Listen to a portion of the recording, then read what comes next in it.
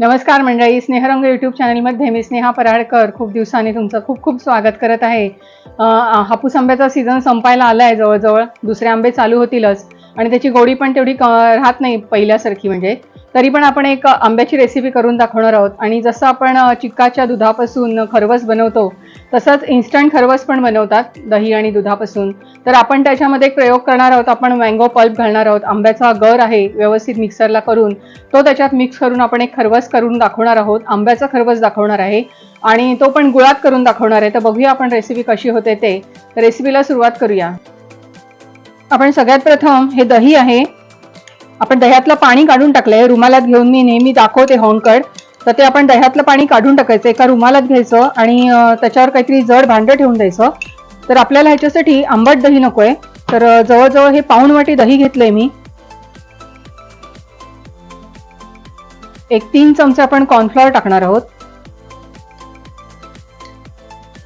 यात मिल्क पावडरचा किंवा मिल्क पावडरचा असा त्याचाही उपयोग करतात. तर आपण आधी सर्वप्रथम दूध आणि दही आणि कॉर्नफ्लॉवर एकत्र करूया. ह्याच्यात गुठळ्या राहता कामा नयेत. एकदम व्यवस्थित मिक्स करून घेऊया. 1 पेला दूध घातले.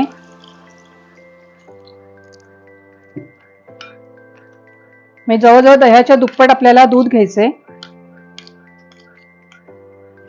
आणि हे सर्व असं एकत्र करून घ्यायचं आपल्याला. हा 1 वाटी आहे, अगदी घट्ट असा काढलेला आहे आंब्याचा रस आणि मिक्सरला तो सहज. तर तोही आपण याच्यात घालणार आहोत. आणि मी साखर घेणार नाहीये, तर आपण चवीनुसार आता गूळ घालणार आहोत त्याच्यात. आंब्याची गोडी असेल त्याप्रमाणे आपल्याला गुळाचा वापर करायचा आहे.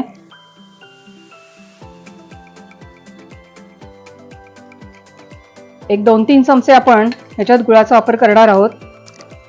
फेटून घ्यायचंय ते व्यवस्थित. याने व्यवस्थित फेटलं जातं आणि गुठळ्या अजिबात राहता कामा नये. फक्त आहे आपण याच्यामध्ये थोडी वेलची आणि जायफळची पावडर घालणार आहोत. गुळ म्हटल्यानंतर आपण थोडंसं जायफळ घालूया आणि व्यवस्थित मिक्स करून घ्यायचंय.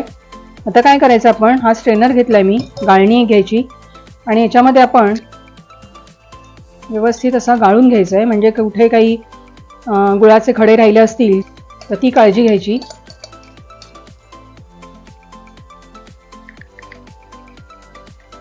आपण हे मिश्रण आता केकचा टीन जो आहे ह्याच्यामध्ये काही तूप बीप लावायची गरज नाही आहे, डायरेक्ट टाकायचं आपल्याला.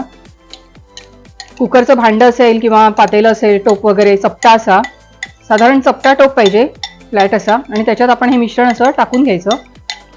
त्याच्यावर थोडीशी गार्निशिंगसाठी आपण वेलची पावडर घालणार आहोत आणि अर्थातच सुंदर दिसायला थोड्या केशरच्या काड्या घालूया.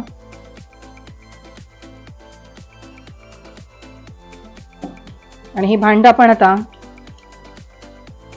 स्टीम करायला ठेवणार आहोत. खाली मी जाळी ठेवली आहे आणि त्याच्यावर हे भांडं ठेवून द्यायचं आणि एक 10 ते 15 मिनिटात ते तयार होईल. आपण आंब्याच्या रसापासून जो खरवस करून दाखवलेला तो झालेला आहे. मी फ्रीजमध्ये ठेवून तो व्यवस्थित सेट करून घेतलाय, थंड करून घेतलेला आहे.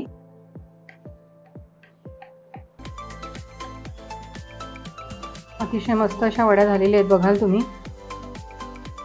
एक वेगळा प्रयोग केलेला आहे आपण. पहिल्यांदाच प्रयोग केलेला आहे. खरवस सगळेच दाखवतात, चिकाचा दाखवतात किंवा नुसत्या दुधाचा पण दाखवतात. तर आंब्याचा रस घालून आपण कसा खरवस केला आहे ते पाहिलं असेलच. आणि याच्यामध्ये साखरेचा बिलकुल वापर केलेला नाही आहे, मिल्कमेड नाही आहे, दूध पावडर नाही आहे आणि आपण गुळाचा बनवलेला आहे. खूप पौष्टिक पण आहे.